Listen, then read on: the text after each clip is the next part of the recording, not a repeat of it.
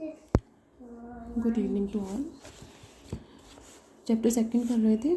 कल आप लोगों को स्ट्रेस डेविएटर टेंसर की डेफिनेशन बताई थी। ठीक है, stress deviator tensor sigma I J cap equal to sigma I J -1/3 del I J sigma K. ठीक है, इसे डिफाइन करते हो। एक इम्पोर्टेंट पॉइंट वहाँ आप लोगों को बताया था कि stress deviator tensor are pure shear stress, ये एक्सप्लेन किया था। साथ साथ में प्योर शेयर स्ट्रेस के केस में बताया था कंडीशन जो है वो sigma I cap equal to 0 और sigma I dash equal to 0। ठीक है, टू पार्ट्स में कंपोनेंट स्ट्रेस वेक्टर के, नॉर्मल डायरेक्शन में कंपोनेंट और सरफेस डायरेक्शन में जो कंपोनेंट के अकॉर्डिंग टेंसर टू पार्ट्स में डिकम्पोज होता है, नॉर्मल स्ट्रेस और शियरिंग स्ट्रेस। तो यदि ये कंडीशन 0 होती है, sigma I dash equal to 0, then we say that the stress deviator tensor are pure shear stress. ठीक है, तो इसी में प्रूव किया था जे इक्वल टू आई लेते हुए, और इसको सिग्मा आई कैप को किसके इक्वल दिखाया था, 0 के इक्वल। तो इसके अकॉर्डिंग ये जो है वो प्योर शियर स्ट्रेस को रिप्रेजेंट करता है। ठीक है, और इसके लिए कोऑर्डिनेट वाई आई डैश किस तरह से चूज किए थे कि sigma 1 dash equal to 0, sigma 2 dash equal to 0 and sigma 3 dash equal to 0। तब इस केस में जो अपना स्टेट होगा वो प्योर शियर स्ट्रेस होगा। ठीक है, डेफिनेशन में कल अच्छे से एक्सप्लेन किया था। तो कंडीशंस हैं, ये लर्न होनी चाहिए कि क्या डेफिनेशन होगी, इस केस में किस तरह से कोऑर्डिनेट एक्सिस अपोज करें, क्या प्रूव करना है कि स्ट्रेस डेविएटर टेंशन जो है वो प्योर शियर स्ट्रेस को रिप्रेजेंट करे। इसी के साथ एक थ्योरम और की थी कि मैक्सिमम और मिनिमम नॉर्मल स्ट्रेस जो है वो किसके इक्वल होगा, मैक्सिमम और मिनिमम प्रिंसिपल स्ट्रेस के इक्वल होगा। ये नॉर्मल स्ट्रेस और ये प्रिंसिपल स्ट्रेस को रिप्रेजेंट करती है। ये प्रूव किया था n इक्वल टू सिग्मा 1 और n इक्वल टू सिग्मा 3। क्या कंडीशन लेते हुए, let us suppose that sigma 1 is greater than sigma 2 is greater than sigma 3। इस कंडीशन के according n equal to sigma 1 prove किया था और n equal to sigma 3 prove किया था। ठीक है, मैक्सिमम वैल्यू ये है, तो n1 square plus n2 square plus n3 square equal to 1। ये कंडीशन अपनी सेटिस्फाई होनी चाहिए। इसके according n1 equal to 1, n2 equal to 0 and n3 equal to 0।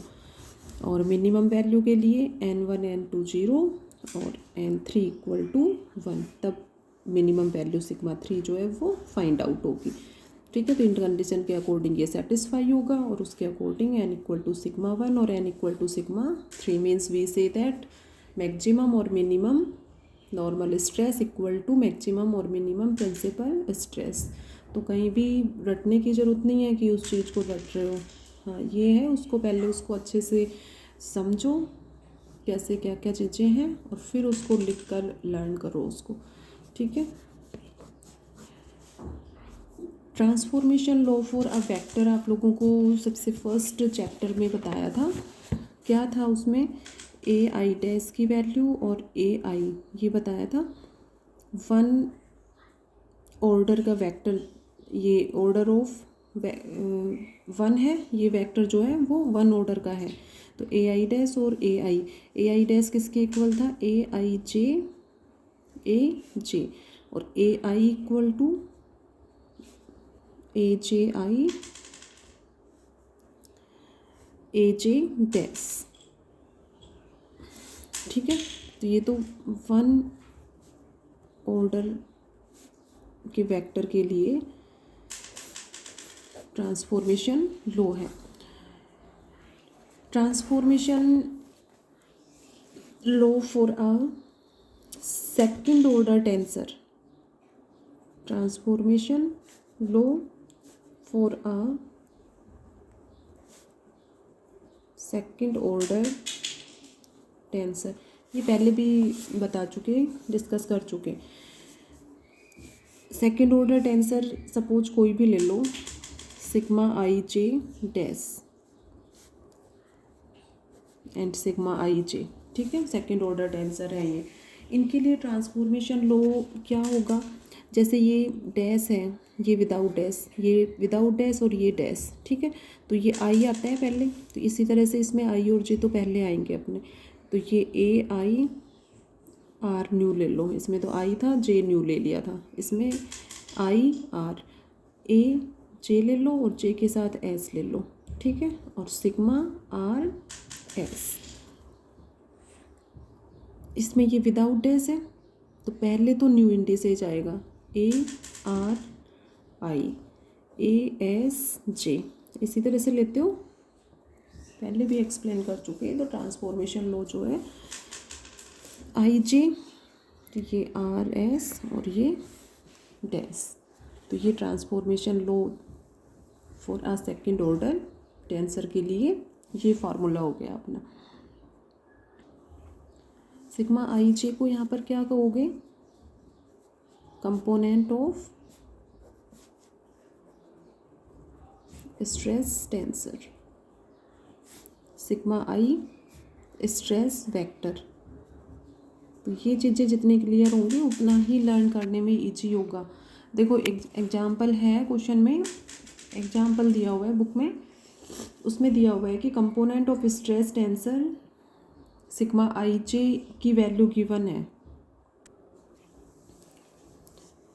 देखो component of stress tensor at a point in a continuum mean sigma I J जो है वो given है, सिग्मा 1 1 सिग्मा 1 2 सिग्मा 1 3 ये सभी गिवन है, ये यूनिट है कि S I. When refer to a set of unprimed Y I axes, ठीक है, वाई आई एक्सीज के अकॉर्डिंग ये है, वाई आई डैश एक्सीज होंगे, वहाँ sigma I J dash define करोगे। Find the component sigma 1 1 dash sigma 2 2 dash sigma 3 3 dash refer to Y I dash axes, okay.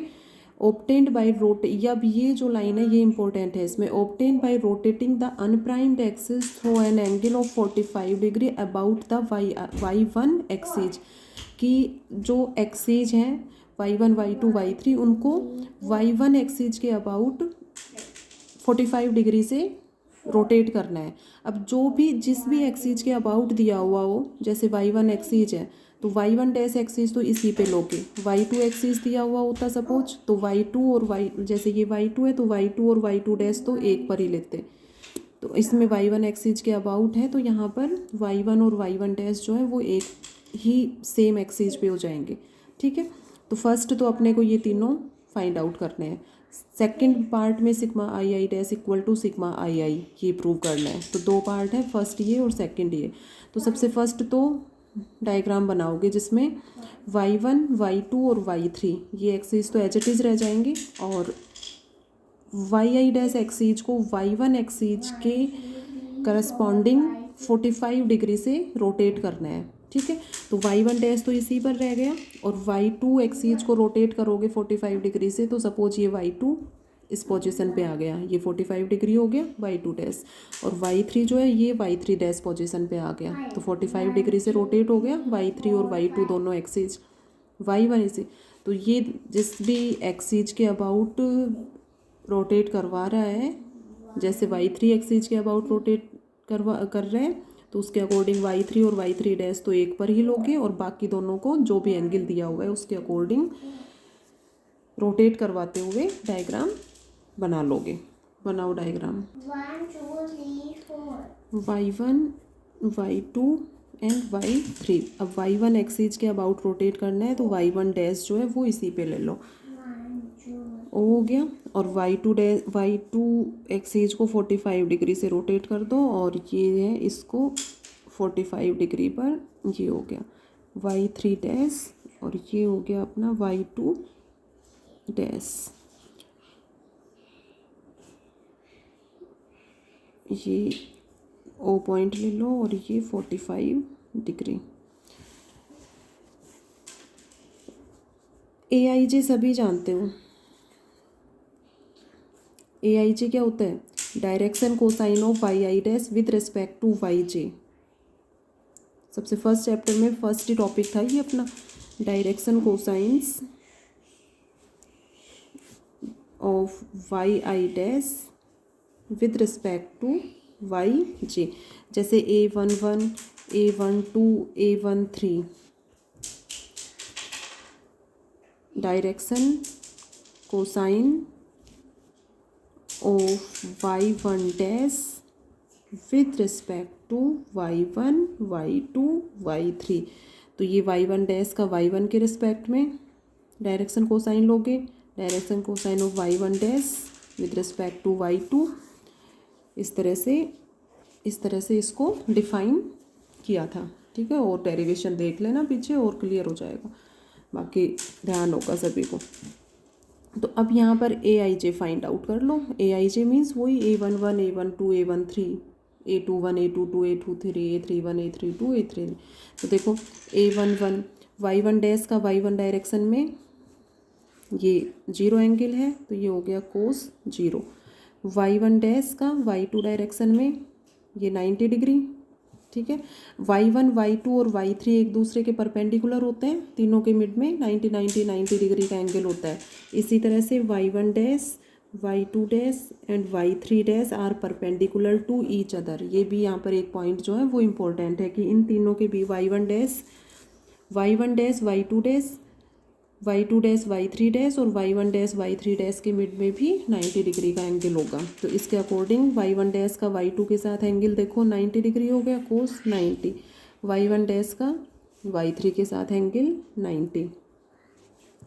Y2 dash ये है और ये Y1, तो Y2 डैश और ये Y1 डैश है, तो 90 डिग्री होगा इसके मिड में एंगल, ठीक है। Y2 डैश और Y1 डैश परपेंडिकुलर होंगे एक दूसरे के।